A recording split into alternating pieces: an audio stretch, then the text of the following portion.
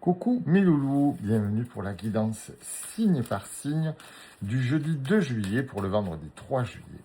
Guidance signe par signe qui malgré tout reste générale, ça ne pourra pas parler à tout le monde.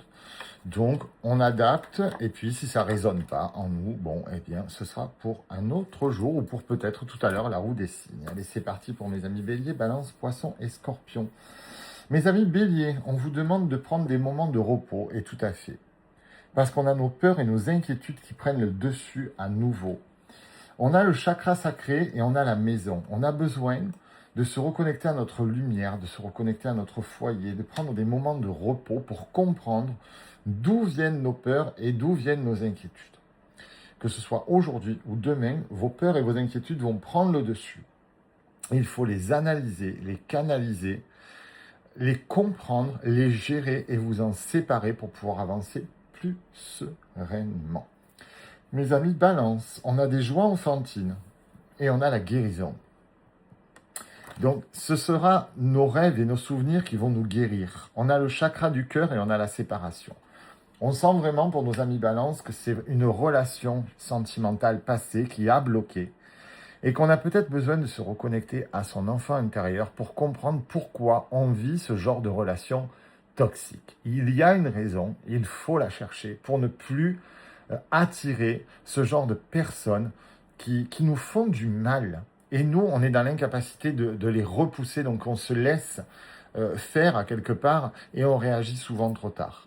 Donc on se reconnecte à l'enfant, on a le chakra sacré, on a donc l'envie de guérir son cœur, mais il faut travailler là-dessus. Mes amis poissons, on a la fin de quelque chose avec la croix. On a le cycle et l'étape. Ça veut dire qu'on est en fin de cycle et que nos angoisses et nos peurs vont enfin partir puisqu'on a le miroir magnétique. On va enfin, dans ce nouveau cycle, vous savez que s'il y a la fin d'un cycle, il y en a un nouveau qui arrive, on va enfin attirer des choses qui sont plus alignées avec nous-mêmes, qui sont plus harmonieuses avec nous-mêmes. Et je pense qu'on le mérite largement parce qu'on a effectué un gros travail au mois de juin sur tout ça.